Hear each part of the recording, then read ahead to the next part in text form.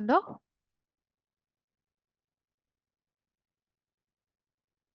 Okay. So എമിനൻ P S സിയും തൊഴിൽവേദിയും സംയുക്തമായി നടത്തുന്ന സെക്രട്ടേറിയറ്റ് അസിസ്റ്റന്റ് ഗൈഡൻസ് പ്രോഗ്രാമിലേക്ക് ഏവർക്കും സ്വാഗതം. ഇത് നിങ്ങളുടെ സെക്കൻഡ് സെഷൻ ആണ്, മോഡേൺ ഇന്ത്യ. എൻ്റെ പേര് ആര്യ പ്രമോദ്. ഞാനാണ് നിങ്ങൾക്ക് മോഡേൺ ഇന്ത്യ എടുക്കുന്നത്. ഞാൻ MA ഹിസ്റ്ററി കംപ്ലീറ്റ് ചെയ്ത് നെറ്റ് ക്വാളിഫൈഡ് ആണ്. പിന്നെ PSC ലിസ്റ്റുകളിലുണ്ട്. ഓക്കെ, ദെൻ നമുക്ക് സ്റ്റാർട്ട് ചെയ്യാം.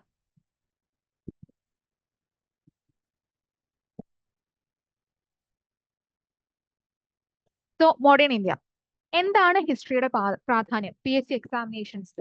ഇപ്പൊ ഡിഗ്രി ലെവൽ എക്സാമിനേഷനിൽ നമുക്കറിയാം 2 പേപ്പറാണുള്ളത്, പ്രിലിംസ് ആൻഡ് മെയിൻസ്.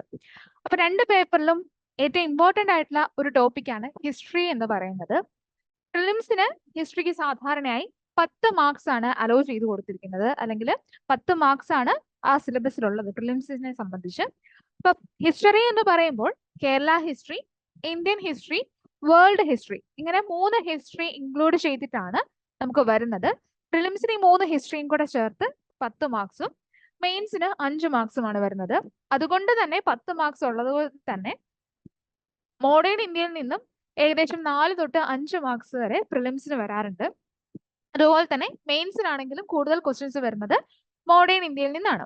ഇപ്പൊ ഈ കഴിഞ്ഞ LSGA എക്സാമിനേഷന് നമുക്ക് പേപ്പർ 1 3 ക്വസ്റ്റ്യൻസ് വന്നിട്ടുണ്ടായിരുന്നു. പേപ്പർ 2 ഇന്ത്യൻ പൊളിറ്റി എന്ന് പറയുന്ന ടോപ്പിക്ക് ബേസ് ചെയ്ത് വന്ന ക്വസ്റ്റ്യൻസിൽ ഭൂരിഭാഗവും ഹിസ്റ്ററി റിലേറ്റ് ചെയ്ത ടോപ്പിക്സുമായിട്ട് ബന്ധപ്പെട്ടതായിരുന്നു. അതുകൊണ്ട് മോഡേൺ ഇന്ത്യ അത്യാവശ്യം നന്നായിട്ട് പഠിച്ചവർക്ക് പേപ്പർ 2 ക്വസ്റ്റ്യൻസ് ഈസി ആയിട്ട് തന്നെ ചെയ്യാനായിട്ട് സാധിച്ചിരുന്നു. അതുകൊണ്ട് തന്നെ മോഡേൺ ഇന്ത്യ എന്ന് പറയുന്നത് നമ്മുടെ എക്സാമിനെ സംബന്ധിച്ച് വളരെയധികം ഇമ്പോർട്ടന്റ് ആയ ഒരു പോർഷൻ ആണ്. സോ നമുക്ക് ഇതിന്റെ സിലബസിലേക്ക് പോകാം. ഇപ്പൊ സിലബസ് എന്ന് പറയുമ്പോൾ ഇപ്പം ഇന്ത്യയുടെ സിലബസ് ആദ്യം തന്നെ സ്റ്റാർട്ട് ചെയ്യുന്ന medieval India, then modern India എന്ന് പറയുന്നത് പൊളിറ്റിക്കൽ ഹിസ്റ്ററിയിൽ നിന്നാണ് സ്റ്റാർട്ട് ചെയ്യുന്നത് എന്നാണ് പറയുന്നത്. ശരിക്കും പറഞ്ഞാൽ മോഡേൺ ഇന്ത്യ എന്ന് പറയുന്ന കാലഘട്ടം എപ്പോ തൊട്ട് ആരംഭിക്കുന്നതാണ്? ഏതൊരു റീജിയൻ, ഏതൊരു കാലഘട്ടം തൊട്ടിട്ടാണ് നമ്മൾ ഇന്ത്യയുടെ ഹിസ്റ്ററിയെ മോഡേൺ ഇന്ത്യ എന്നുള്ള രീതിയിൽ ഡിവൈഡ് ചെയ്യുന്നത്?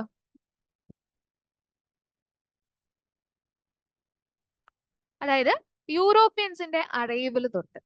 ഇവിടെ യൂറോപ്യൻസ് വന്ന കാലഘട്ടം തൊട്ടാണ് നമ്മൾ എന്തെന്ന് വിളിക്കുന്നത്? മോഡേൺ ഇന്ത്യ എന്നുള്ള രീതിയിൽ വിശേഷിപ്പിക്കുന്നത്. ആദ്യമായിട്ട് ഇന്ത്യയിൽ വന്ന യൂറോപ്യൻസ് ആരാണ്?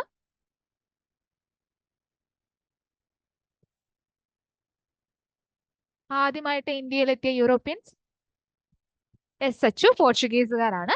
അപ്പൊ പോർച്ചുഗീസുകാർക്ക് ശേഷമാണ് പിന്നീട് വരുന്ന യൂറോപ്യൻസ് വരുന്നത്. അത് കഴിഞ്ഞിട്ട് പോർച്ചുഗീസുകാർക്ക് ശേഷം ഡച്ച്, അതുപോലെ തന്നെ നമ്മുടെ ബ്രിട്ടീഷ്, ഡാനിഷ്, ഫ്രഞ്ച്, ഇങ്ങനെ ഒരു ഓർഡറിലാണ് ഇന്ത്യയിലേക്ക് എത്തുന്നത്. സോ ആദ്യം തന്നെ പൊളിറ്റിക്കൽ ഹിസ്റ്ററി എന്ന് പറഞ്ഞ് നമ്മൾ പഠിക്കുമ്പോൾ നമുക്ക് പോർച്ചുഗീസുകാരുടെ കാലഘട്ടം തൊട്ട് പഠിക്കേണ്ടിയിരിക്കുന്നു. അപ്പൊ അതിനകത്ത് പഠിക്കേണ്ടിയിരിക്കുന്നതിൽ നമ്മൾ ആദ്യമായിട്ട് ഇവർ വന്നിട്ട് ഇവിടെ എന്തൊക്കെയാണ് അവർ നമുക്ക് ചെയ്തത്, അല്ലെങ്കിൽ എങ്ങനെയാണ് ഇവർ വന്നത്. 1498 വാസ്കോഡ ഗാമ കാപ്പാട് കടപ്പുറത്ത് വന്ന കാലഘട്ടം തൊട്ട് നമുക്ക് അങ്ങനെയുള്ള കാര്യങ്ങൾ കൂടുതലായിട്ട് അറിഞ്ഞിരിക്കേണ്ടിയിരിക്കുന്നു. ദെൻ അതുപോലെ തന്നെ ആ ഒരു കാലഘട്ടത്തിൽ നടന്ന മറ്റ് incidents like blue water policy, അത് ആരുടെ കാലഘട്ടത്തിലായിരുന്നു? അതുപോലെ തന്നെ ഗോവ പിടിച്ചെടുക്കുന്നത് ആരാണ്?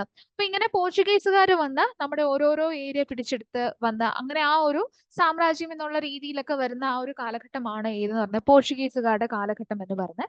പക്ഷെ എന്നാൽ പോർച്ചുഗീസുകാർക്ക് ആ ഒരു എൻറ്റയർലി ഇന്ത്യൻ ടെറിട്ടറി സ്വന്തമാക്കാനായിട്ട് സാധിച്ചില്ല. അതിനൊരു റീസൺ എന്ന് പറയുന്നത് പ്രസൻസ് ഓഫ് മുഗൾസ് ആണ്. അപ്പൊ എല്ലാവർക്കും അറിയാം ബാബർ വന്നിരുന്നു. അപ്പൊ അതുകൊണ്ട് തന്നെ ബാബറിന്റെ കാലഘട്ടം തൊട്ട് നോർത്ത് ഇന്ത്യയിൽ മുഗൾസ് നല്ല രീതിയിൽ ഭരണം നടത്തിയിരുന്നു. സോ ആ ഒരു കാലഘട്ടത്തിൽ പോർച്ചുഗീസുകാർക്ക് എൻറ്റയർ ഇന്ത്യ കയ്യിലാക്കാനായിട്ട് സാധിച്ചിരുന്നില്ല. സോ അങ്ങനെ പൊളിറ്റിക്കൽ ഹിസ്റ്ററി എന്ന് പറയുമ്പോൾ നമ്മൾ ആ ഒരു പോർഷൻ തൊട്ട് നമ്മൾ പഠിച്ചിരിക്കേണ്ടിയിരിക്കുന്നു. അത് കഴിഞ്ഞ് പോർച്ചുഗീസുകാരുടെ കഴിഞ്ഞ് പിന്നെ നമുക്ക് ഡച്ചുകാരുടെ പറയണം, ദെൻ ബ്രിട്ടീഷേഴ്സിന്റെ പറയണം, ബ്രിട്ടീഷുകാരുടെ കാര്യം പറയണം. അതിൽ ഏറ്റവും കൂടുതൽ നമ്മൾ പഠിക്കേണ്ടത് ബ്രിട്ടീഷുകാരുടെ പൊളിറ്റിക്കൽ ഹിസ്റ്ററിയാണ്, അല്ലെങ്കിൽ ഏറ്റവും കൂടുതൽ നമ്മുടെ ഒരു എക്സാം ഓറിയന്റേഷനിൽ നമ്മൾ നോക്കേണ്ടത് ബ്രിട്ടീഷുകാരുടെ കാലഘട്ടത്തിൽ നടന്ന ഇവന്റ്സ് ആണ്. മറ്റുള്ളതും പഠിക്കണം. അപ്പൊ ബ്രിട്ടീഷുകാര് ഇവിടെ വന്ന് അവർ ഏതൊക്കെ മെത്തേഡ്സ് യൂസ് ചെയ്തിട്ടാണ്, എങ്ങനെയൊക്കെയാണ് ഇവിടെ വന്നത് എന്നുള്ള കാര്യങ്ങളൊക്കെ ഓർത്തിരിക്കേണ്ടിയിരിക്കുന്നു. സോ ഇത് പൊളിറ്റിക്കൽ ഹിസ്റ്ററിക്ക് ശേഷം നമ്മൾ നോക്കേണ്ടതാണ് അഡ്മിനിസ്ട്രേറ്റീവ് റിഫോംസ് കോൺട്രിബ്യൂഷൻ. എന്തൊക്കെയാണ് അഡ്മിനിസ്ട്രേഷൻ ലെവലിൽ കോൺട്രിബ്യൂട്ട് ചെയ്തിരിക്കുന്നത്, ഇന്ത്യയിൽ ഫോറിനേഴ്സ് എന്തൊക്കെയാണ് കോൺട്രിബ്യൂട്ട് ചെയ്തിരിക്കുന്നത് എന്നുള്ള കാര്യങ്ങൾ. അപ്പൊ അതുമായിട്ട് ബന്ധപ്പെട്ടിട്ട് പല പല പോളിസീസ് ഇവിടെ ഇപ്പം for example revenue policies, Britishers കൊണ്ടുവന്ന റവന്യൂ പോളിസീസ് എന്തൊക്കെയാണ്? ഇവിടുത്തെ ഇമ്പോർട്ടന്റ് റവന്യൂ പോളിസീസ് ഏതൊക്കെയാണ് ബ്രിട്ടീഷേഴ്സ് ഇൻട്രൊഡ്യൂസ് ചെയ്തത്?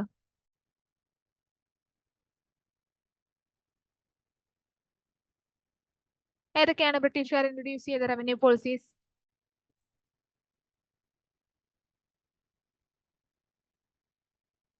For example സെമീന്ദാരി. റവന്യൂ പോളിസീസ് എന്ന് പറയുമ്പോൾ ഒബ്വിയസ്ലി ടാക്സ് പോലെ തന്നെയുള്ള റവന്യൂ എന്ന് പറയുമ്പോൾ ടാക്സ് എന്നുള്ള രീതിയിൽ തന്നെയാണല്ലോ. അപ്പൊ റവന്യൂ എന്ന് പറയുമ്പോൾ ലാൻഡ് റവന്യൂ ആണ് കൂടുതലായിട്ടും നമ്മൾ പ്രധാനമായിട്ടും പറയുന്നത്. അപ്പൊ ലാൻഡ് റവന്യൂ എന്ന് പറയുമ്പോൾ നമുക്ക് ഉദ്ദേശമായിട്ട് ഓർത്തിരിക്കേണ്ടത് സെമീന്ദാരി, അതുപോലെ തന്നെ റയോട്ട് വാരി, ദെൻ മഹൽവാരി. യെസ്, മഹൽവാരി പോലുള്ള. സെമീന്ദാരി എന്ന് പറയുമ്പോൾ ബംഗാൾ റീജിയൻ ബേസ് ചെയ്തിട്ടുള്ള ലാൻഡ് റവന്യൂ സിസ്റ്റം ആണ് സെമീന്ദാരി എന്ന് പറയുന്നത്. റയോട്ട് വാലി എന്ന് പറയുമ്പോൾ മദ്രാസ്, ബോംബെ ആ റീജിയൻസിൽ കൂടുതലായിട്ട് വന്ന ആ type of land revenue system ആണ് റയോട്ട് വാരി എന്ന് പറയുന്നത്. പഞ്ചാബ് ബേസ് ചെയ്തിട്ട് വന്നിട്ടുള്ളതാണ് ഏത്? മഹൽവാരി എന്ന് പറയുന്നത്. സോ അതുപോലുള്ള കാര്യങ്ങൾ. പിന്നെ അതുപോലെ തന്നെ മറ്റു പല policies like doctrine of labs പോലുള്ള പല പല പോളിസീസ്, അഡ്മിനിസ്ട്രേറ്റീവുമായിട്ട് ബന്ധപ്പെട്ടിട്ടുള്ള പോളിസീസ്, ഇതുപോലെ ഡീറ്റെയിൽ ആയിട്ടുള്ള കാര്യങ്ങൾ. Then acts. ആക്ട്സ് നിങ്ങൾക്ക് പൊളിറ്റിയിലും കൂടെ ഇടയ്ക്ക് വരുന്നതാണ്. ലൈക്ക് നമ്മുടെ രണ്ടും കൂടെ കോമൺ ആയിട്ട് വരുന്ന ഒരു ടോപ്പിക്കാണ് ആക്ടുകൾ എന്ന് പറയുന്നത്. 1773 regulating act, 1784 act, government of India act, charter actors, ഈ പറഞ്ഞ ആക്ടുകളെല്ലാം മോഡേൺ ഇന്ത്യയിലും പൊളിറ്റിയിലും കോമൺ ആയിട്ട് വരുന്ന കാര്യങ്ങളാണ്. ഇങ്ങനെയുള്ള കുറെ കാര്യങ്ങളാണ് നമ്മളെ സംബന്ധിച്ച് എക്സാം ഓറിയന്റഡ് ആയിട്ട്. യെസ്, 1990 to 1935 വരെയുള്ള ആക്ടുകൾ, ആ എക്സെട്ര ആയിട്ടുള്ള ആക്ടുകൾ നമുക്ക് എക്സാം ഓറിയന്റഡ് ആയിട്ട് ഇമ്പോർട്ടന്റ് ആണ്. കാരണം അതിനകത്ത് നിന്നൊക്കെ സ്റ്റേറ്റ്മെന്റ് ആയിട്ട് ക്വസ്റ്റ്യൻസ് വരാറുണ്ട്. Then establishment of the British. ഇപ്പൊ എസ്റ്റാബ്ലിഷ്മെന്റ് ഓഫ് ദി ബ്രിട്ടീഷ് എന്ന് പറയുമ്പോൾ ഇവരെങ്ങനെയാണ്, അതായത് ഓരോരോ ഗവർണർ ജനറൽസിന്റെ കാലഘട്ടം തൊട്ട് ഏതൊക്കെ രീതിയിലാണ് ബ്രിട്ടീഷുകാർ ഇവിടെ എസ്റ്റാബ്ലിഷ് ചെയ്യാനായിട്ട് പല പല മാർഗങ്ങൾ യൂസ് ചെയ്തിട്ടുണ്ട്. ഏതൊക്കെയാണ് ഗവർണർ ജനറൽസ്, ഏതൊക്കെയാണ് വൈസ് റോയ്, അവരെങ്ങനെയാണ് ഇവിടുത്തെ പോളിസീസ് യൂസ് ചെയ്ത് വന്നത്. Subsidiary alliance system. ആരാണ് സബ്സിഡറി അലയൻസ് സിസ്റ്റം കൊണ്ടുവരുന്നത്? ആരാണ് സബ്സിഡറി അലയൻസ് സിസ്റ്റം കൊണ്ടുവരുന്നത്? അല്ല, ലിട്ടൺ അല്ല. സബ്സിഡറി അലയൻസ് സിസ്റ്റം, സൈനിക സഹായ വ്യവസ്ഥ എന്ന് നമ്മൾ മലയാളത്തിൽ പറയും. Subsidiary alliance system. Yes, Wellesley. Jayakrishnan പറഞ്ഞത് ശരിയാണ്. വെല്ലസ്ലി ആണ് എന്ത് കൊണ്ടുവരുന്നത്? സബ്സിഡറി അലയൻസ് സിസ്റ്റം കൊണ്ടുവരുന്നത്. സബ്സിഡറി അലയൻസ് സിസ്റ്റം പോലെ തന്നെ മറ്റു പല സിസ്റ്റങ്ങളും ഉണ്ട്. Like doctrine of labs. ആരാണ് ഡോക്ട്രിൻ ഓഫ് ലാബ്സ് ഇൻട്രൊഡ്യൂസ് ചെയ്യുന്നത്?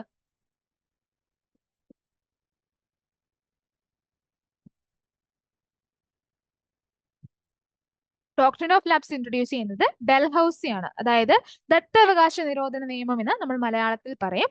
മെയിൽ ഹയർ, ബയോളജിക്കലി ഒരു മെയിൽ ഹയർ ഇല്ലെങ്കിൽ ആ രാജ്യത്തിന്റെ രാജാവിന് രാജാധികാരം, അല്ലെങ്കിൽ ആ ഒരു രാജ്യം എന്ന് പറയുന്നത് ബ്രിട്ടീഷുകാരെ ഏറ്റെടുക്കുന്ന ആ ഒരു സിസ്റ്റത്തിന് പറയുന്ന പേരാണ് ഏത് എന്ന് പറയുന്നത്? ഡോക്ട്രിൻ ഓഫ് ലാബ്സ്, അല്ലെങ്കിൽ ദത്തവകാശ. Yes, can message to Arya. I don't know why. എനിക്ക് നിങ്ങളുടെ മെസ്സേജ് കാണാനായിട്ട് സാധിക്കുന്നുണ്ട്. നിങ്ങൾ മെസ്സേജ് ഇട്ടോളൂ. മഞ്ജു എഴുതിയ മെസ്സേജ് എനിക്ക് കിട്ടുന്നുണ്ട്. ഓക്കെ.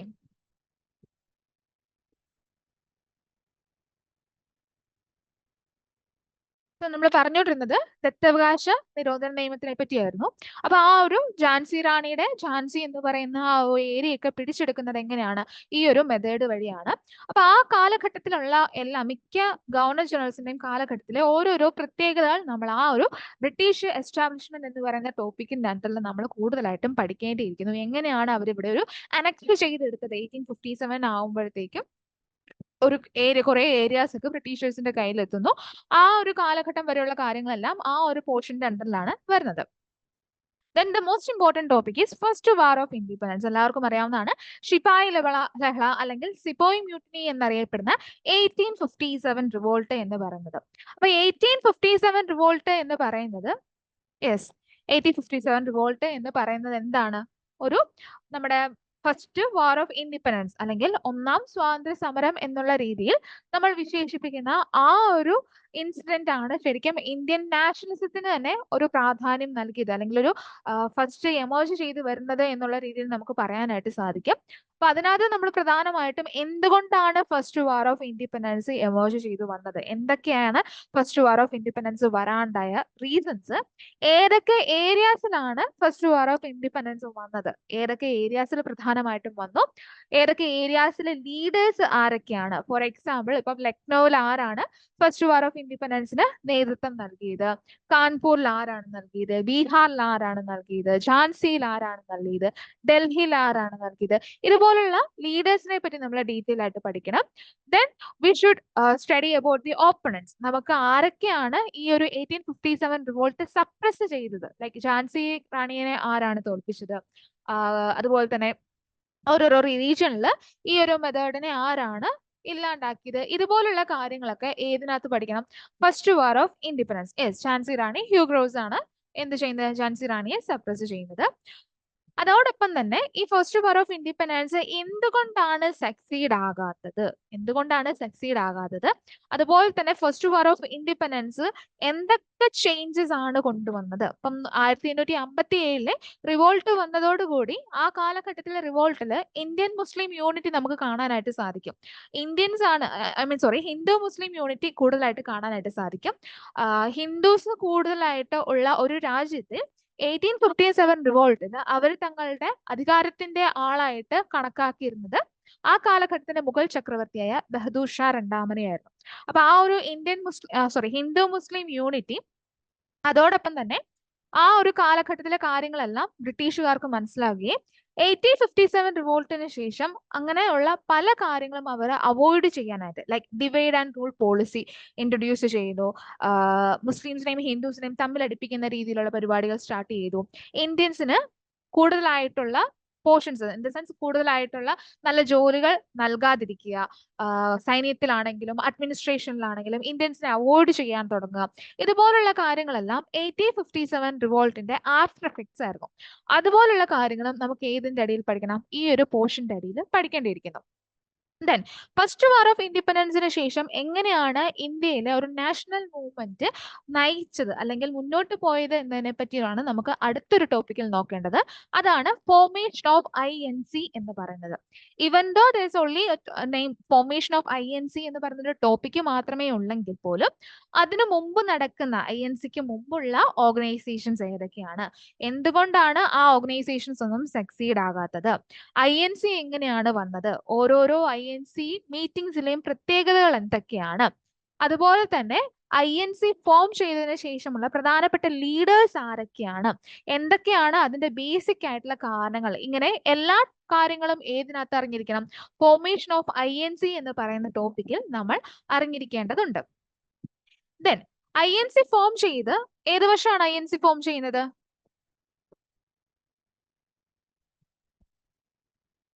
യെസ്, 1885 ഫോം ചെയ്യുന്നത്.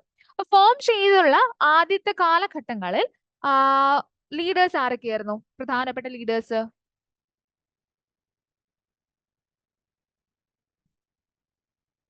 യെസ്, AO ഹ്യൂമിന്റെ നേതൃത്വത്തിലാണ് വരുന്നത്. അല്ലാതെ പ്രധാനപ്പെട്ട ലീഡേഴ്സ് ആരൊക്കെയായിരുന്നു?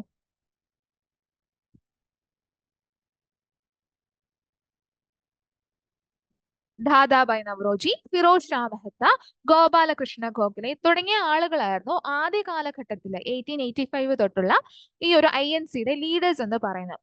അപ്പൊ ആ ഒരു കാലഘട്ടത്തിൽ വന്ന അവരുടെ രീതി എന്ന് പറയുന്നത് പ്രധാനമായിട്ടും മോഡറേറ്റ് ലെവലിലുള്ള രീതിയായിരുന്നു. എന്ന് പറഞ്ഞിട്ടുണ്ടെങ്കിൽ കോൺസ്റ്റിറ്റ്യൂഷൻ അകത്ത് നിന്ന് തന്നെ കുറച്ച് ചേഞ്ചസ് കൊണ്ടുവരിക. ആ കാലഘട്ടത്തിലെ ലീഡേഴ്സ് വിശ്വസിച്ചിരുന്നത് ബ്രിട്ടീഷേഴ്സിന് നമ്മുടെ അവസ്ഥ, അതായത് ഇന്ത്യൻസിന്റെ സിറ്റുവേഷൻ എന്താണ് എന്നുള്ളതിനെ പറ്റി വലിയ ഐഡിയ ഇല്ല.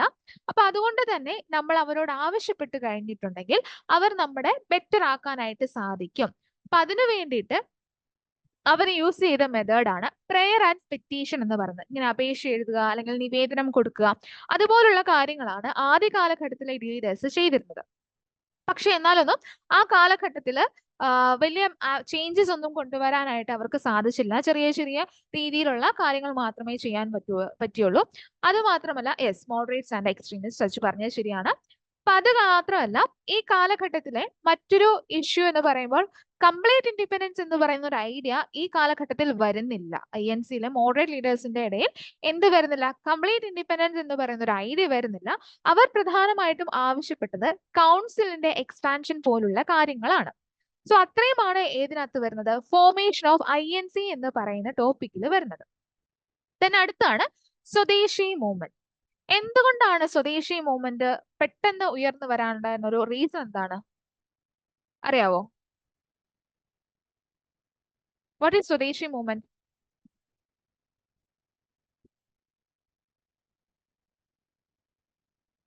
ഓക്കെ, അപ്പം സ്വദേശി മൂവ്മെന്റ് എന്ന് പറയുന്നത് നമ്മളിപ്പോ പറഞ്ഞത് മോഡറേറ്റ്സിനെ പറ്റിയാണ് പറഞ്ഞത്.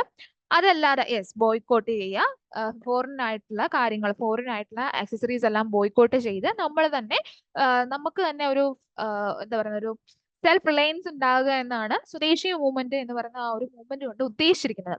എന്തുകൊണ്ടാണ് പെട്ടെന്ന് അങ്ങനെ വരാനുള്ള റീസൺ എന്ന് ചോദിച്ചിട്ടുണ്ടെങ്കിൽ നമ്മൾ പറഞ്ഞു മോഡറേറ്റ്സ് ഉണ്ടായിരുന്നു എന്ന് പറഞ്ഞു. അപ്പൊ മോഡറേറ്റ്സിന്റെ വിചാരം ഫോറിനേഴ്സ് നമ്മളെ സപ്പോർട്ട് ചെയ്യും, അല്ലെങ്കിൽ അവർക്ക് അവരുടെ സിറ്റുവേഷൻ അറിയില്ല എന്നുള്ള ചിന്താഗതിയിലായിരുന്നു മോഡറേറ്റ്സ് ഇരുന്നത്.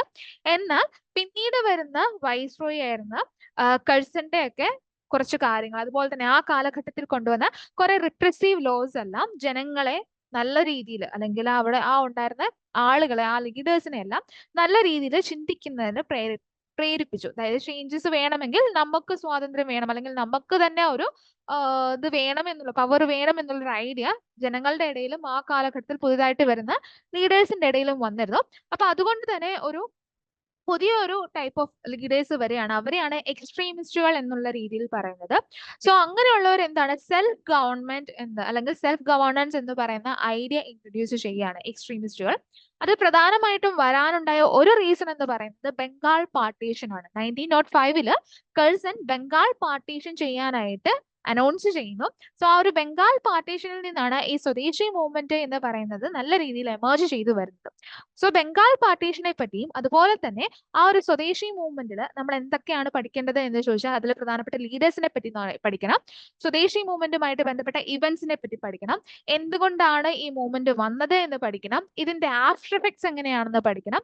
അതോടൊപ്പം തന്നെ സ്വദേശി മൂവ്മെന്റിൽ നടന്ന കാര്യങ്ങൾ, ഏതൊക്കെ മെത്തേഡ്സ് ആണ് അവർ യൂസ് ചെയ്തത് എന്നുള്ള കാര്യങ്ങളൊക്കെ നമ്മൾ ആ കാലഘട്ടത്തിൽ ഓർത്തിരിക്കേണ്ടിയിരിക്കുന്നു. പിന്നെ അടുത്ത ടോപ്പിക് ആയിട്ട് നമുക്ക് സിലബസിൽ പറയുന്നത് സോഷ്യോ റിഫോം മൂവ്മെന്റ് എന്ന് പറയുന്നത്. ഇത് ഡയറക്റ്റ് ആയിട്ടുള്ള നമ്മുടെ ഒരു സ്റ്റോറി ലൈൻ പോകുന്ന രീതിയിൽ പറയുന്നതല്ല. സോഷ്യോ റിഫോം മൂവ്മെന്റ് എന്ന് പറഞ്ഞാൽ നമ്മുടെ സൊസൈറ്റി എന്ന് പറയുന്നത് ആ കാലഘട്ടത്തിൽ വളരെയധികം റിഗ്രസീവ് ആയിരുന്നു എന്ന് വേണമെങ്കിൽ നമുക്ക് പറയാനായിട്ട് സാധിക്കും. പല രീതിയിലുള്ള ചിന്താഗതികളും ഉണ്ടായിരുന്നു. അപ്പൊ സൊസൈറ്റിയെ റീഫോം ചെയ്യാനായിട്ട് ഡിഫറെന്റ് ടൈപ്സ് ഓഫ് മൂവ്മെന്റ്സ് ആ കാലഘട്ടത്തിൽ എമേർജ് ചെയ്തു വരികയാണ്. അതിൽ റിവൈവൽ മൂവ്മെന്റ്സ് ഉണ്ട്, റീഫോം മൂവ്മെന്റ്സ് ഉണ്ട്. എന്താണ് റിവൈവൽ മൂവ്മെന്റ്സും റീഫോം മൂവ്മെന്റ്സും തമ്മിലുള്ള ഡിഫറൻസ്?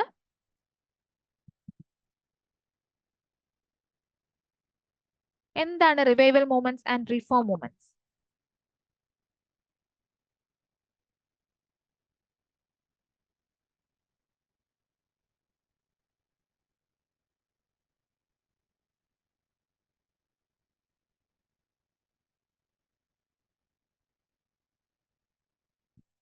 അതായത് സൊസൈറ്റിയെ റിഫോം ചെയ്യുന്നതിന് വേണ്ടിയിട്ട് അല്ല, അങ്ങനെയല്ല. ഇപ്പൊ ഫോർ എക്സാമ്പിൾ ബ്രഹ്മസമാജം എന്ന് പറയുന്നത് ഒരു റീഫോം മൂവ്മെന്റ് ആണ്. ആര്യ സമാജം എന്ന് പറയുന്നത് റിവൈവൽ മൂവ്മെന്റ് ആണ്. അതായത് ഇപ്പോഴത്തെ നിലനിൽക്കുന്ന സാഹചര്യത്തിനെ ചേഞ്ച് ചെയ്യുക എന്നുള്ളത് തന്നെയാണ് രണ്ട് ടൈപ്പ് ഓഫ് മൂവ്മെന്റിന്റെയും ഉദ്ദേശം എന്ന് പറയുന്നത്. റീഫോം മൂവ്മെന്റ് എന്ന് പറയുമ്പോൾ വെസ്റ്റേൺ ചിന്താഗതി, വെസ്റ്റേൺ തോട്ട്സും എല്ലാം കൂടെ ഇൻക്ലൂഡ് ചെയ്തിട്ട് അങ്ങനെ ഒരു ചേഞ്ചസ് കൊണ്ടുവരുന്നതിനെയാണ് റീഫോം മൂവ്മെന്റ് എന്ന് പറയുന്നത്. റിവൈവൽ മൂവ്മെന്റ് എന്ന് പറഞ്ഞിട്ടുണ്ടെങ്കിൽ ഇപ്പോഴത്തെ സൊസൈറ്റി മോശമാണ്, എന്നാൽ ഏൻഷ്യൻ കാലഘട്ടം ബെറ്റർ ആയിരുന്നു, ലൈക് വേദിക് കാലഘട്ടം പോലുള്ള കാലഘട്ടം ബെറ്റർ ആയിരുന്നു, നമ്മൾ അങ്ങനത്തെ കാലഘട്ടത്തിലെ ചിന്താഗതിയിലേക്ക് തിരിച്ചു പോവുക എന്ന് പറയുന്നതാണ് റിവൈവൽ മൂവ്മെന്റ്സ് എന്ന് പറയുന്നത്. അതിന് ഏറ്റവും ബെസ്റ്റ് എക്സാമ്പിൾ ആണ് റീഫോം മൂവ്മെന്റ് എന്ന് പറയുമ്പോൾ ബ്രഹ്മസമാജവും റിവൈവൽ മൂവ്മെന്റ് എന്ന് പറയുമ്പോൾ ആര്യ സമാജവും. അതുപോലുള്ള ഡിഫറെന്റ് ആയിട്ടുള്ള ട്രഡീഷണൽ ബാക്ക്ഗ്രൗണ്ട് ഉള്ളതിനെയാണ് റിവൈവൽ മൂവ്മെന്റ് എന്ന് പറയുന്നത്. അപ്പൊ അതുപോലുള്ള സോഷ്യൽ റിഫോം മൂവ്മെന്റ്സ് നമ്മൾ ഡീറ്റെയിൽ ആയിട്ട് പഠിക്കണം, കാരണം അത് പലപ്പോഴും ചോദിച്ചിട്ടുള്ളതാണ്. ലൈക്ക് ആത്മീയ സഭ ഇൻട്രൊഡ്യൂസ് ചെയ്തത് ആരാണ്, പിന്നെ അതുപോലെ തന്നെ കുറെ മൂവ്മെന്റ്സിന്റെ പേര് തന്നിട്ട് മാച്ച് ദ ഫോളോയിങ് എന്ന് പറയുന്ന രീതിയിൽ ചോദിച്ചിട്ടുണ്ട്. ലീഡേഴ്സിന്റെ പേര് തന്നിട്ട് മാച്ച് ദ ഫോളോയിങ് എന്നുള്ള രീതിയിൽ ചോദിച്ചിട്ടുണ്ട്. അതുപോലെ തന്നെ സ്വാമി വിവേകാനന്ദനുമായി ബന്ധപ്പെട്ടിട്ടുള്ള ക്വസ്റ്റ്യൻസ് ഇതിനകത്ത് ചോദിച്ചിട്ടുണ്ട്. ഇങ്ങനെയുള്ള കാര്യങ്ങളൊക്കെയാണ് നമുക്ക് കൂടുതലായിട്ടും എക്സാം ഓറിയന്റഡ് ആയിട്ട് പഠിക്കേണ്ടത്. സോ സോഷ്യൽ റിഫോം മൂവ്മെന്റിൽ നമുക്ക് അതിനകത്ത് പ്രധാനപ്പെട്ട ലീഡേഴ്സിനെ പഠിക്കണം, ഓരോരോ മൂവ്മെന്റ്സിനെ പറ്റി പഠിക്കണം. അതുമായിട്ട് ബന്ധപ്പെട്ടിട്ടുള്ള കാര്യങ്ങളാണ് സോഷ്യൽ റിഫോം മൂവ്മെന്റ് എന്ന് പറയുന്ന ടോപ്പിക്കിൽ നമുക്ക് നോക്കേണ്ടിയിരിക്കുന്നത്. ദെൻ അടുത്താണ് ന്യൂസ് പേപ്പേഴ്സ്. ന്യൂസ് പേപ്പേഴ്സ് എന്ന് പറയുന്നത് പക്ക ഫാക്ട്സ് ആണ്.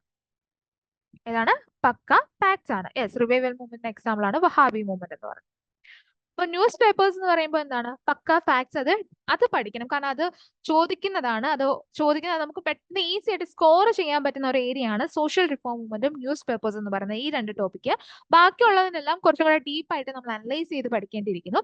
അതേസമയം social reform movement, news paper, literature and art during freedom struggle എന്ന് പറയുന്ന ഈ ഒരു പോർഷൻ അല്ലെങ്കിൽ ഈ ഒരു ഏരിയ കുറച്ചും കൂടെ ഈസിയാണ്, കമ്പാരിറ്റീവ്ലി ഈസിയാണ്. ഇപ്പൊ ന്യൂസ് പേപ്പേഴ്സ് എന്ന് പറയുമ്പോൾ നമുക്ക് Kesari, Maratha, ആരുടെയാ Kesari മറാത്തയൊക്കെ?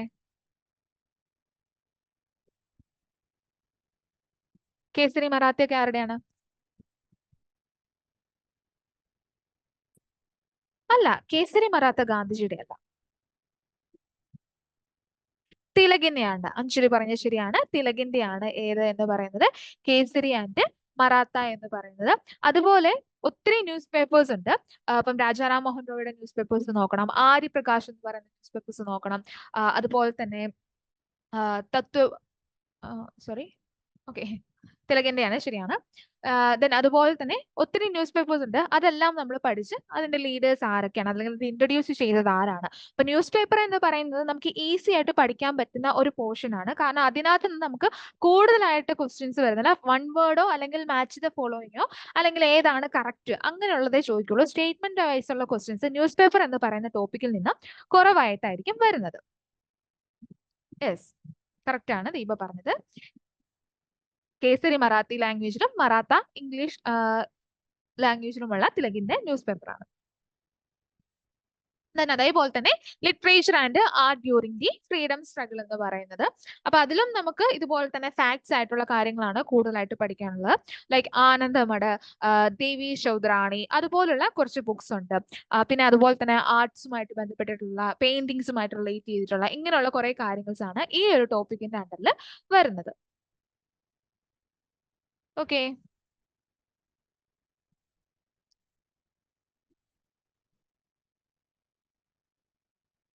one second.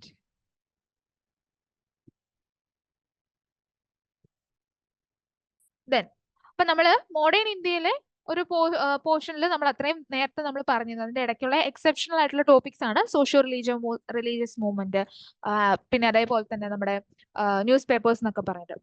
Next ആണ് ഇന്ത്യൻ മൂവ്മെന്റ് മഹാത്മാഗാന്ധി എന്ന് പറയുന്ന ഇൻഡിപെൻഡന്റ് മൂവ്മെന്റ്. അപ്പൊ ഇൻഡിപെൻഡന്റ് മൂവ്മെന്റ് എന്ന് പറയുമ്പോൾ ഇന്ത്യൻ സ്വാതന്ത്ര്യ സമരത്തിൽ വന്ന മൂവ്മെന്റ്സ് ഏതൊക്കെയാണ് എന്നുള്ള രീതിയിലാണ് ചോദിക്കുന്നത്. അപ്പൊ ഇൻഡിപെൻഡന്റ് മൂവ്മെന്റ്സിൽ നമുക്ക് പ്രധാനമായിട്ടും നമ്മൾ പറയാം 1885 INC ഫോം ചെയ്ത കാര്യവും അതുപോലെ തന്നെ മറ്റു കാര്യങ്ങളെല്ലാം പറഞ്ഞു. അതിനുശേഷം ബംഗാൾ പാർട്ടീഷൻ നടന്നു എന്ന് പറഞ്ഞു. അതിനുശേഷം പിന്നീട് നടക്കുന്ന പ്രധാനപ്പെട്ട ഒരു ഇവന്റ് എന്ന് പറയുന്നത് ഗാന്ധിജി തിരിച്ചു വരുന്ന ഒരു ഇവന്റ് തന്നെയാണ്. അപ്പൊ ഗാന്ധിജി തിരിച്ചു വന്നു കഴിഞ്ഞ് ഇവിടെ സ്റ്റാർട്ട് ചെയ്യുന്ന ഓരോരോ സമരങ്ങൾ, ലൈക്ക് ചമ്പാരൻ ആയിക്കോട്ടെ, അഹമ്മദാബാദ് ആയിക്കോട്ടെ, ഖേദ ആയിക്കോട്ടെ, ഇങ്ങനെയുള്ള മൂവ്മെന്റ്സിനെ പറ്റി നമ്മൾ പഠിക്കണം. അതുപോലെ തന്നെ നമ്മൾ നോൺ കോപ്പറേഷൻ മൂവ്മെന്റ് എന്താണെന്ന് നോക്കണം, സിവിൽ ഡിസൊബീഡിയൻസ് മൂവ്മെന്റ് എന്താണെന്ന് നോക്കണം.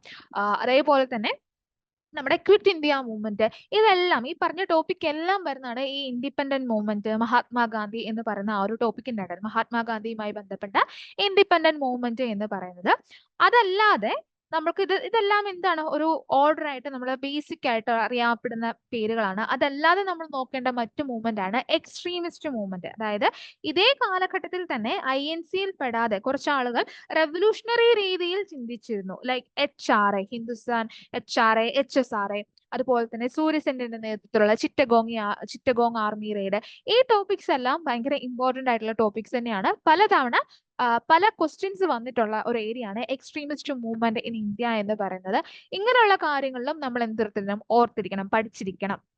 HSR എന്താണ്, HRA എന്താണ്, അതുപോലെ തന്നെ രാജ്ഗുരു, സുഖദേവ്, ഭഗത് സിംഗ്, ചന്ദ്രശേഖർ ആസാദ്, ജതിൻ ദാസ്, ഇങ്ങനെ പറയുന്ന ആളുകളെ പറ്റിയും ഉള്ള കാര്യങ്ങളായിട്ട് നമ്മൾ ഡീപ്പായിട്ട് നോക്കിയിട്ടായിരിക്കുന്നു. അപ്പൊ ശരിക്കും പറഞ്ഞാൽ മോഡേൺ ഇന്ത്യയുടെ സിലബസ് എന്ന് പറയുന്നത് നമ്മൾ ശരിക്കും കംപ്ലീറ്റ് ആയിട്ട് പഠിക്കേണ്ടിയിരിക്കുന്നു. നമുക്കൊന്നും തന്നെ സ്കിപ്പ് ചെയ്യാനില്ല. നമ്മുടെ സിലബസിൽ എല്ലാം പറയുന്നുണ്ട്. സിലബസിൽ പറയുന്നത് വെച്ച് തന്നെയാണ് എക്സാമിന് വരുന്നതും. അതിൽ ഒരു മാറ്റവും ഇല്ല, ചേഞ്ചസും ഇല്ല. ഈ മോഡേൺ ഇന്ത്യയുടെ ഒരു പ്രത്യേകത എന്ന് പറയുമ്പോൾ നമുക്ക് ഇന്ന പർട്ടിക്കുലർ ടോപ്പിക്ക് മാത്രം പഠിച്ചാൽ മതി, അതിൽ നിന്ന് വരുള്ളൂ എന്ന് നമുക്ക് പറയാൻ പറ്റില്ല. മോഡേൺ ഇന്ത്യയിൽ നമ്മുടെ സിലബസിൽ പറഞ്ഞിരിക്കുന്ന ടോപ്പിക്കുകൾ നന്നായിട്ട് സീരിയസ് ആയിട്ട് തന്നെ പഠിക്കണം. എന്നാൽ മാത്രമേ നമുക്ക് മുന്നോട്ട് പോകാനായിട്ട് സാധിക്കുള്ളൂ. സോ ഇതെല്ലാം പറഞ്ഞു തീരുമ്പോഴത്തേക്കും നമ്മുടെ മോഡേൺ ഇന്ത്യ കംപ്ലീറ്റ് ആകും. ക്വിറ്റ് ഇന്ത്യ മൂവ്മെന്റ് കഴിയുമ്പോൾ പിന്നീട് നമുക്ക് എന്താണ് ഇന്ത്യൻ സ്വാതന്ത്ര്യത്തിലേക്കുള്ള വഴികൾ, ലൈക്ക് അതിന് വേണ്ടിയിട്ടുള്ള മിഷൻസ് നമ്മൾ നോക്കണം. അതിന് വേണ്ടിയിട്ടുള്ള ക്യാബിനറ്റ് മിഷൻ ആണെങ്കിലും അല്ലെങ്കിൽ ക്രിപ്സ് മിഷൻ ആണെങ്കിലും ഇതുപോലുള്ള മിഷൻസ് എല്ലാം ഏതാണ്, ഈ ടോപ്പിക്സിന്റെ അണ്ടറിൽ വരുന്നതാണ്. ദെൻ ഇന്ത്യക്ക് ഇൻഡിപെൻഡൻസ് കിട്ടുന്നു. അതിനുശേഷം നടക്കുന്ന പോസ്റ്റ് ഇൻഡിപെൻഡന്റ് പീരീഡ് എന്ന് പറയുമ്പോൾ സ്വാതന്ത്ര്യത്തിന് ശേഷം കുറച്ചു കാലം, ആദ്യ കാലഘട്ടങ്ങളിലുള്ള ഇന്ത്യയുടെ ഇൻഡിപെൻഡൻസിനെ പറ്റി നമ്മൾ മെൻഷൻ ചെയ്യണം. അതേപോലെ സ്റ്റേറ്റ് റീഓർഗനൈസേഷൻ, അതായത് ഇപ്പൊ നമുക്കറിയാം ഇന്ത്യ എന്ന് പറയുന്നത് നാട്ടുരാജ്യങ്ങൾ കൂടിച്ചേർന്നതായിരുന്നു. ഈ നാട്ടുരാജ്യങ്ങളെല്ലാം കൂടെ ചേർത്ത് എങ്ങനെയാണ് ഇന്ന് കാണുന്ന ഇന്ത്യയിലേക്ക് എത്തിയത് എന്നുള്ള കാര്യങ്ങളാണ് ഈ ഒരു ടോപ്പിക്കിന്റെ അണ്ടറിൽ നമ്മൾ നോക്കേണ്ടത്. Then development in science, education and technology. ഈ കാലഘട്ടത്തിൽ, അതായത് ബ്രിട്ടീഷുകാരുടെ കാലഘട്ടം തൊട്ടുള്ള ആ ഒരു സയൻസ് ആൻഡ് എഡ്യൂക്കേഷൻ ടെക്നോളജിയുടെ ഡെവലപ്മെന്റും നമ്മൾ അവിടെ പറയേണ്ടിയിരിക്കുന്നു. പിന്നെ foreign policy, political history after 1951. ഈ രണ്ട് ടോപ്പിക്സിൽ നിന്നും കമ്പാരിറ്റീവ്ലി ക്വസ്റ്റ്യൻസ് വളരെ കുറവാണ് ചോദിച്ചിരിക്കുന്നത്. ചോദിച്ചിട്ടുണ്ടെങ്കിലും നാം പോലുള്ള കാര്യങ്ങളൊക്കെയാണ് കൂടുതലും ചോദിച്ചിട്ടുള്ളത്. അല്ലാതെ ഈ പൊളിറ്റിക്കൽ ഹിസ്റ്ററി ആഫ്റ്റർ 1951 എന്ന് പറഞ്ഞ ടോപ്പിക്കിൽ നിന്ന് കമ്പാരിറ്റീവ്ലി ക്വസ്റ്റ്യൻസ് കുറച്ച് കുറവാണ് ചോദിച്ചിരിക്കുന്നത്. ബാക്കി സോഷ്യൽ റിലീജിയസ് മൂവ്മെന്റ്, അതുപോലെ തന്നെ ഇന്ത്യയുടെ ഇൻഡിപെൻഡന്റ് മൂവ്മെന്റ്, ഇങ്ങനെയുള്ള കാര്യങ്ങളെ പറ്റിയാണ് കൂടുതലായിട്ടും ചോദിച്ചിരിക്കുന്നത്. ഓക്കെ, അപ്പൊ ഇത്രയാണ് ശരിക്കും പറഞ്ഞാൽ നമ്മുടെ സിലബസ് എന്ന് പറയുന്നത്. സിലബസ് ഡീറ്റെയിൽ ചെയ്ത് പറഞ്ഞാൽ നിങ്ങൾക്ക് എന്തെങ്കിലും ഡൗട്ട് ഉണ്ടോ? എന്തെങ്കിലും നിങ്ങൾക്ക് ചോദിക്കാനുണ്ടോ? നമ്മൾ പ്രീവിയസ് ഇയർ ക്വസ്റ്റ്യൻസും നോക്കും. അതിനു മുമ്പ് സിലബസുമായിട്ട് റിലേറ്റ് ചെയ്ത് എന്തെങ്കിലും നിങ്ങൾക്ക് ഡൗട്ട്സോ അല്ലെങ്കിൽ വല്ലതും ക്ലിയർ ചെയ്യാനുള്ളതുണ്ടോ?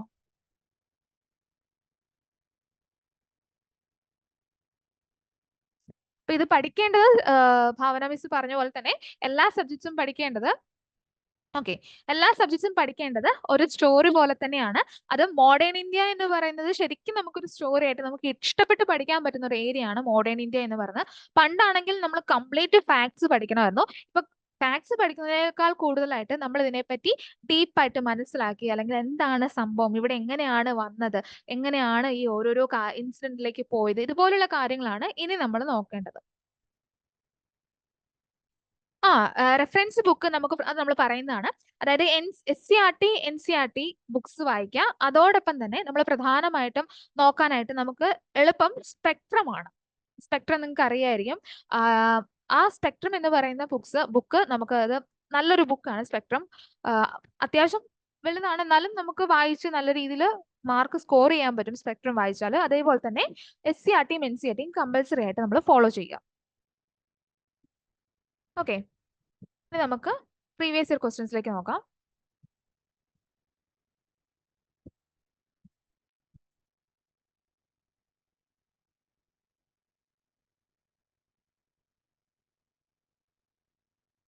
ഓക്കെ,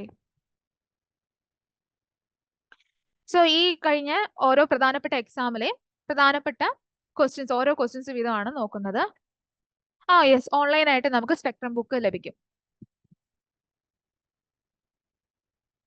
ഓക്കെ, അപ്പൊ ആംഡ് പോലീസ് സബ് ഇൻസ്പെക്ടറിന് ഡിഗ്രി മെയിൻസിന് ചോദിച്ച ചോദ്യമാണ് ഇപ്പൊ നമ്മൾ നോക്കാൻ പോകുന്നത്. നോക്കുക. Read the following statements and choose sentences and choose the correct answers from the quotes given below. Okay, the first statement, the British focused on the expansion of Indian territory, starting with the Bengal in the Battle of Plassey in 1757. എന്ന് പറഞ്ഞാൽ എന്താണ് 1757 battle of Plassey മുതലാണ് ബ്രിട്ടീഷുകാർ Indian ടെറിട്ടറിയിലെ expansions തുടങ്ങിയത്. Then doctrine of labs എന്ന് പറയുന്നത് Lord Cornwallis, നമ്മളിപ്പോൾ mention ചെയ്തതുള്ളൂ, Lord Cornwallis ആണ് കൊണ്ടുവരുന്നത്. ചാൾസ് മെറ്റ്കാഫ്നെ ആണ് ലിബറേറ്റർ ഓഫ് ഇന്ത്യൻ പ്രസ് എന്നുള്ള രീതിയിൽ അറിയപ്പെടുന്നത്. Then James Augustus Hicky is often referred as the father of Indian journalism. ഇതിലേത് ആൻസർ വരുന്നത്? 1, 2, 3, 4 ഏതായിരിക്കും ആൻസർ വരുന്നത്?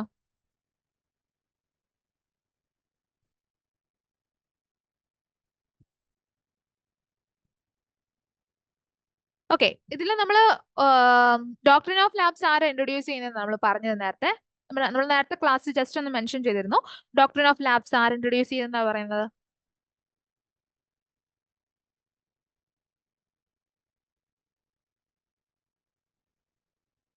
ഡൽഹൌസി. വെല്ലസിൽ കൊണ്ടുവന്നത് സൈനിക സഹായ വ്യവസ്ഥയാണ്, അല്ലെങ്കിൽ സബ്സിഡറി അലയൻസ് ആണ്. ഡൽഹൌസി ആണ്. സോ നോക്കിയേ, ഡോക്ട്രിൻ ഓഫ് ലാബ്സ് എന്ന് പറയുന്നിടത്ത് ഇവിടെ എന്താ കിടക്കുന്നത്? ലോർഡ് കോൺവാലിസ് എന്നാണ് കിടക്കുന്നത്.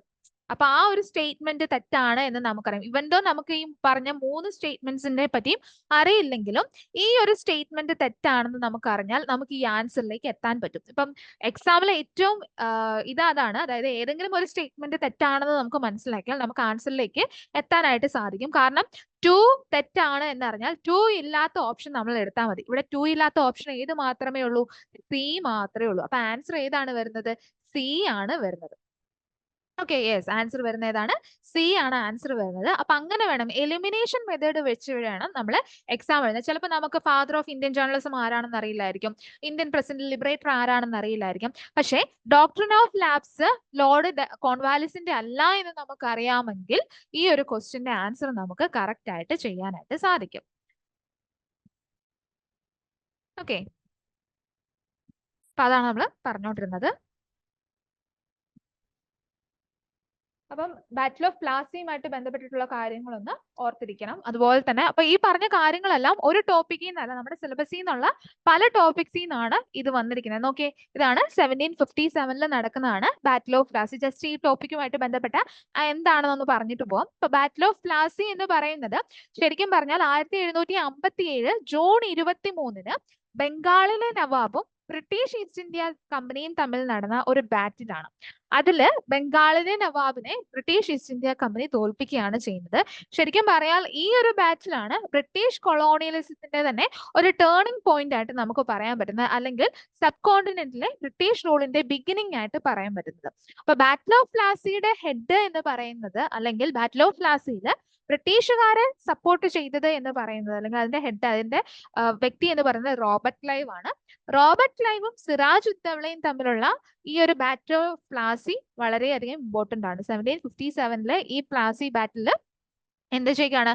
റോബർട്ട് ക്ലൈവ് സിറാജ് ഉദ്ദൗളയെ തോൽപ്പിക്കുകയാണ്. അങ്ങനെയാണ് ഈ ബാറ്റിൽ ഓഫ് പ്ലാസിയിൽ ജയിക്കുന്നത്, റോബർട്ട് ക്ലൈവ് ജയിക്കുന്നത്. അതിൽ റോബർട്ട് ക്ലൈവ് ജയിക്കാനുണ്ടായ മറ്റൊരു റീസൺ എന്ന് പറഞ്ഞാൽ സിറാജ് ഉദ്ദൗളയുടെ കൂടെയുള്ളവരെ റോബർട്ട് ക്ലൈവ് തന്റെ പക്ഷത്താക്കി. അതായത് കുറെ ആളുകളെ എന്ത് ചെയ്തു? തങ്ങളുടെ കൂട്ടത്തിലാക്കി മാറ്റുകയാണ്. അപ്പൊ ശരിക്കും പറഞ്ഞാൽ യുദ്ധം തുടങ്ങുന്നതിന് മുമ്പ് തന്നെ വേണമെങ്കിൽ സിറാജ് ഉദ്ദൗള തോറ്റു എന്നുള്ള രീതിയിൽ നമുക്ക് പറയാനായിട്ട് സാധിക്കും. ദെൻ ഡോക്ട്രിൻ ഓഫ് ലാബ്സ് എന്ന് പറയുന്നത് ലോർഡ് ഡൽഹൌസി കൊണ്ടുവന്നതാണ്. അതെന്താണ് ഉദ്ദേശിച്ചിരിക്കുന്നത്? അതായത് മെയിൽ ഹെയർ ഇല്ലാതെ ഒരു ഇന്ത്യൻ റൂളർ മരണമടയുകയാണെങ്കിൽ അദ്ദേഹത്തിന്റെ കിങ്ഡം എന്ന് പറയുന്നത് ലാപ്സ് ആയി പോവുകയും അത് കമ്പനി ടെറിട്ടറി ആയിട്ട് മാറുകയും ചെയ്യും എന്ന് പറയുന്ന ആ ഒരു ഐഡിയ ആണ് ഡോക്ട്രിൻ ഓഫ് ലാബ്സ് എന്ന് പറയുന്നത്. അത് ഇൻട്രൊഡ്യൂസ് ചെയ്ത വ്യക്തിയാണ് ലോർഡ് ഡൽഹൌസി.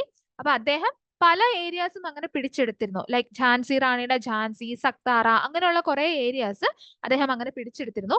അത് 1857 റിവോൾട്ടിന്റെ ഒരു പ്രധാനപ്പെട്ട ഇവന്റ് ആണ്. Then Liberator of Indian press എന്ന് പറയുന്നത് ചാൾസ് മെറ്റ്കാഫെ ആണ്. എന്തുകൊണ്ടാണ് അദ്ദേഹം ഇന്ത്യൻ പ്രസിന്റെ ലിബറേറ്റർ എന്ന് അറിയപ്പെട്ടത് എന്ന് ചോദിച്ചിട്ടുണ്ടെങ്കിൽ, ഇദ്ദേഹം ഗവർണർ ജനറൽ ആകുന്നതിന് മുമ്പ് ആ ഒരു ഏരിയയിൽ പ്രസിന് വളരെയധികം റെസ്ട്രിക്ഷൻസ് ഉണ്ടായിരുന്നു. അപ്പൊ ഇദ്ദേഹം എന്ത് ചെയ്തു? കുറച്ചു കാലമേ വന്നുള്ളെങ്കിലും ആ ടൈമിൽ അദ്ദേഹം പ്രസിന് നല്ലപോലെ ലിബർട്ടി നൽകി. അതുകൊണ്ടാണ് ഇദ്ദേഹം ചാൾസ് മെറ്റ്കാഫെ എന്തെന്നറിയപ്പെടുന്നത്? ലിബറേറ്റർ ഓഫ് ഇന്ത്യൻ പ്രസ് എന്നുള്ള രീതിയിൽ അറിയപ്പെടുന്നത്. ദെൻ അതേപോലെ തന്നെ father of Indian journalism James Augustus Hicky ആണ്. എന്തുകൊണ്ടാണ് James Augustus Hicky father of Indian journalism എന്നുള്ള രീതിയിൽ അറിയപ്പെടുന്നത്?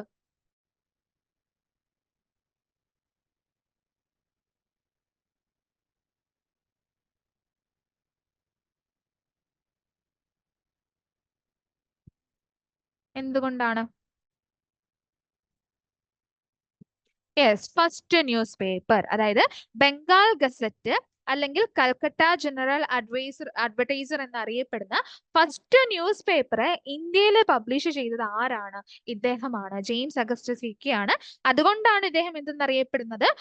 ഫാദർ ഓഫ് ഇന്ത്യൻ ജേർണലിസം എന്നുള്ള രീതിയിൽ അറിയപ്പെടുന്നത്. അപ്പൊ ഈ 4 സ്റ്റേറ്റ്മെന്റുമായിട്ട് റിലേറ്റ് ചെയ്തിട്ടാണ് SI എക്സാമിനേഷന് നമ്മളോട് ചോദിച്ചിരുന്നത് എന്നുള്ള കാര്യം ഒന്ന് ഓർത്തിരിക്കുക.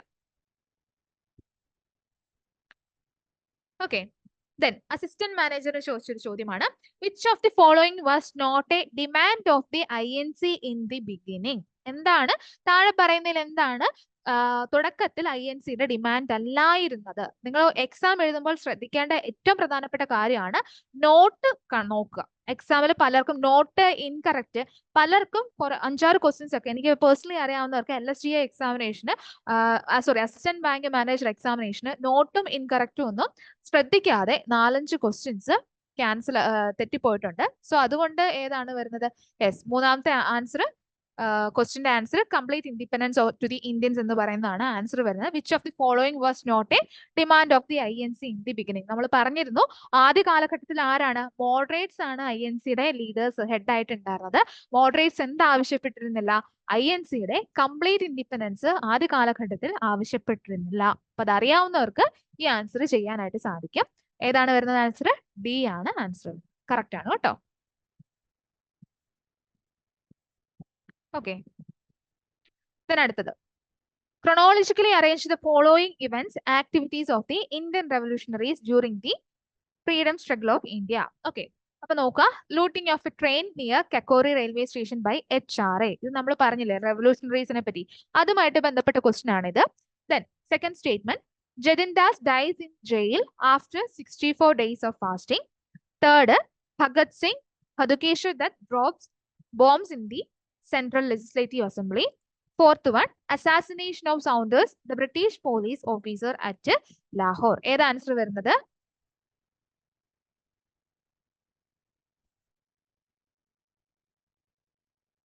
ഓക്കെ, ഇത് HRA പറ്റി നമ്മൾ കൂടുതൽ പഠിക്കുകയാണെങ്കിൽ നമുക്ക് ഇതിന്റെ ആൻസർ ഈസി ആയിട്ട് ചെയ്യാൻ പറ്റും. അപ്പൊ ഇതിനകത്ത് തന്നെ നമുക്ക് 2ഉം 3ഉം അല്ലെന്നറിയാമെങ്കിൽ ഫസ്റ്റ് സ്റ്റേറ്റ്മെന്റ്, അതായത് ആദ്യമായിട്ട് നടക്കുന്നത് HRAയിൽ ഈ ഒരു കക്കോറി റെയിൽവേ ഇൻസിഡന്റ് ആണ് നടക്കുന്നത്, അതറിയാമെങ്കിൽ തന്നെ എയും ബിയും നമുക്ക് എലിമിനേറ്റ് ചെയ്യാനായിട്ട് സാധിക്കും. പിന്നെ ഉള്ളത് സിയും ഡിയും ആണ്.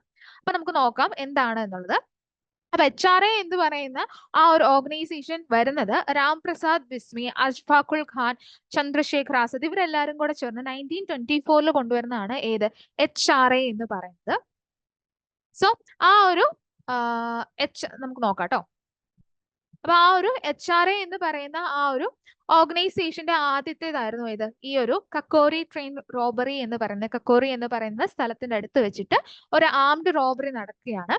അപ്പൊ അതിനെ പറ്റിയുള്ളൊരു ഇതാണ്. അപ്പൊ ആ ഒരു വർഷം ഏതാണ്? 1925 ഈ ഒരു കക്കോറി റോബറി നടക്കുന്നത്. അത് കഴിയുമ്പോൾ പിന്നീട് ഈ HRA എന്ന് പറയുന്നത് മാറി. അപ്പൊ ഈ ഒരു റോബറിയുടെ പേരിൽ ഈ HRA കൊണ്ടുവന്നിരുന്ന രാംപ്രസാദ് ബിസ്മിൽ, അഷ്ഫാഖുള്ള ഖാനെ എല്ലാം ബ്രിട്ടീഷേഴ്സ് ഹാങ് ചെയ്യപ്പെടുന്നുണ്ട്. അത് കഴിയുമ്പം HRA എന്നുള്ളത് മാറി HSRA ആയിട്ട് മാറുകയാണ്. അപ്പൊ HSRA എന്ന് പറയുമ്പോൾ ഭഗത് സിംഗ്, അതുപോലെ തന്നെ സുഖദേവ്, രാജ്ഗുരു ഇവരുടെ എല്ലാം നേതൃത്വത്തിലാണ് HSRA എന്നുള്ള രീതിയിലേക്ക് ആകുന്നത്. അപ്പൊ ഈ സമയത്ത് തന്നെ 1928 സൈമൺ കമ്മീഷൻ വരുന്നുണ്ട് ഇവിടെ. അപ്പൊ സൈമൺ കമ്മീഷന് എഗെയിൻസ്റ്റ് ആയിട്ടുള്ള പ്രൊട്ടസ്റ്റിൽ ഹിന്ദുസ്ഥാൻ സോഷ്യലിസ്റ്റ് റിപ്പബ്ലിക് അസോസിയേഷൻ എന്നാണ് HSRA എന്നുകൊണ്ട് ഉദ്ദേശിക്കുന്നത്. ഓക്കെ, അപ്പൊ ഓർക്കുക ഏതാണ്? HSRA. അപ്പൊ ഈ ഒരു HSRA വന്നു കഴിയുമ്പോൾ ബ്രിട്ടീഷ് ഗവൺമെന്റ് ലൈക്ക് ഈ ഒരു സൈമൺ കമ്മീഷൻ കൊണ്ടുവന്ന, അല്ലെങ്കിൽ സൈമൺ കമ്മീഷൻ വന്ന ആ ഒരു സൈമൺ കമ്മീഷൻ എന്ന് പറഞ്ഞിട്ടുണ്ടെങ്കിൽ ഇന്ത്യയിലെ കോൺസ്റ്റിറ്റ്യൂഷണൽ റിഫോംസിനെ പറ്റി പഠിക്കാൻ വേണ്ടി വന്ന കമ്മീഷനാണ് സൈമൺ കമ്മീഷൻ എന്ന് പറയുന്നത്. പക്ഷേ ഈ സൈമൺ കമ്മീഷൻ ഉണ്ടായിരുന്ന ആളുകൾ കംപ്ലീറ്റ് ആയിട്ട് ആരായിരുന്നു? ഫോറിനേഴ്സ് ആയിരുന്നു. എന്ന് പറഞ്ഞാൽ നമ്മുടെ കോൺസ്റ്റിറ്റ്യൂഷൻ എന്താകണം എന്നുള്ളത് ഡിസൈഡ് ചെയ്യുന്നത് ആരാണ്? ഫോറിനേഴ്സ് ആണ്. നമ്മുടെ ആരുടെയും ഒപ്പീനിയൻ ഇല്ലാതെ ഒരു കോൺസ്റ്റിറ്റ്യൂഷൻ ഫോം ചെയ്യുക എന്നുള്ളതായിരുന്നു അവരുടെ ഉദ്ദേശം എന്ന് പറയുന്നത്. സോ അതുകൊണ്ട് തന്നെ സൈമൺ കമ്മീഷൻ അഗെയിൻസ്റ്റ് ആയിട്ട് നല്ല രീതിയിൽ പ്രൊട്ടസ്റ്റ് വന്നു. ആ പ്രൊട്ടസ്റ്റിന് മുന്നിട്ട് നിന്ന വ്യക്തിയാണ് ലാലാ ലജ്പത് റായ് എന്ന് പറയുന്നത്. അപ്പൊ ലാലാ ലജ്പത് റായെ ആ പ്രൊട്ടസ്റ്റിൽ വെച്ച് നല്ല രീതിയിൽ പോലീസ് അറ്റാക്ക് ചെയ്യുന്നുണ്ടായിരുന്നു. അതിന്റെ ഭാഗമായി അദ്ദേഹം ഹോസ്പിറ്റലൈസ്ഡ് ആവുകയും അദ്ദേഹം മരണമടയുകയും ചെയ്തു. അപ്പൊ അതാണ് രണ്ടാമത്തെ ഒരു ഇവന്റ് എന്ന് പറയുന്നത്. അപ്പൊ ഇദ്ദേഹത്തിന്റെ മരണത്തിന് കാരണക്കാരൻ എന്ന് വിശ്വസിച്ചിരുന്ന ഒരു പോലീസ് ഓഫീസേഴ്സിനെ എന്ത് ചെയ്യുകയാണ്? ഭഗത് സിംഗും രാജ്ഗുരുവും സുഖദേവും കൂടെ കൊല്ലുകയാണ്. ഈ ഇൻസിഡന്റ് നടക്കുന്നത് 17th December 1928 നടക്കുന്നത്. അപ്പൊ ഈ കൊന്നു കഴിയുമ്പം ഭഗത് സിംഗ് എന്ത് ചെയ്യുന്നുണ്ട്? അവിടെ നിന്നും രക്ഷപ്പെടുന്നു.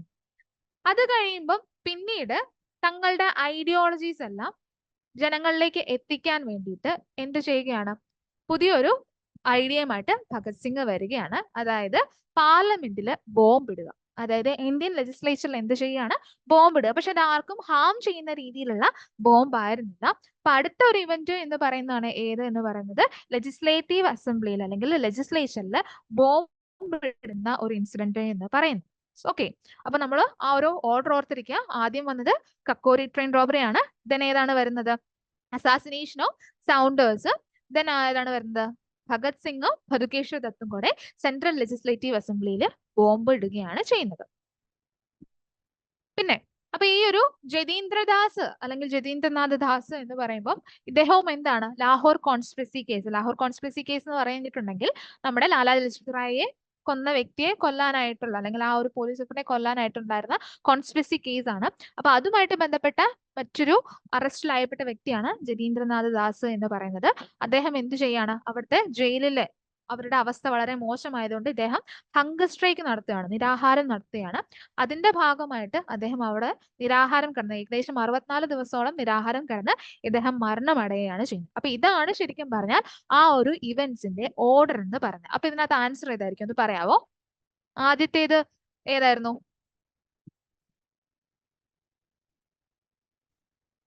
യെസ്, ആൻസർ സി ആണ്.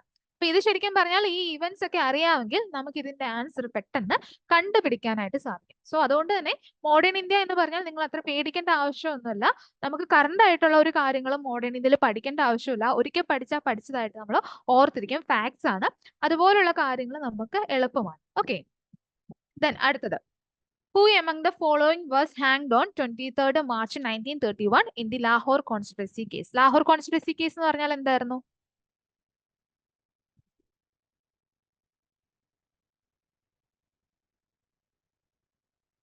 നമ്മൾ പറഞ്ഞില്ലേ ലാലാ ലജ്പത് റായിയെ കൊന്ന് അല്ലെങ്കിൽ മരണമടഞ്ഞതിന് റീസൺ ആയിട്ടുള്ള ആളെ കൊല്ലാനായിട്ട് നോക്കുന്ന ഒരു കോൺസ്പിറസി കേസ് ആണ് ലാഹോർ കോൺസ്പിറസി കേസ് എന്ന് പറയുന്നത്. അപ്പൊ അതുമായിട്ട് ബന്ധപ്പെട്ടിട്ടുള്ള ആൻസർ ഏതാണ് വരുന്നത്? യെസ്, ജയകൃഷ്ണൻ പറഞ്ഞത് ശരിയാണ്. രാജ്ഗുരു ആണ് ആൻസർ വരുന്നത്. ഭഗത് സിംഗ്, രാജ്ഗുരു, സുഖദേവ് ഇവര് 3 പേരെയുമാണ് എന്ത് ചെയ്യുന്നത്? മാർച്ച് 23 1931 ഹാങ് ചെയ്യുന്നത്. അപ്പൊ ഇത് വന്നത് ഡിഗ്രി പ്രിലിംസ് സ്റ്റേജ് 1 വന്ന ക്വസ്റ്റ്യൻ ആണ്. ദെൻ അടുത്ത ക്വസ്റ്റ്യൻ.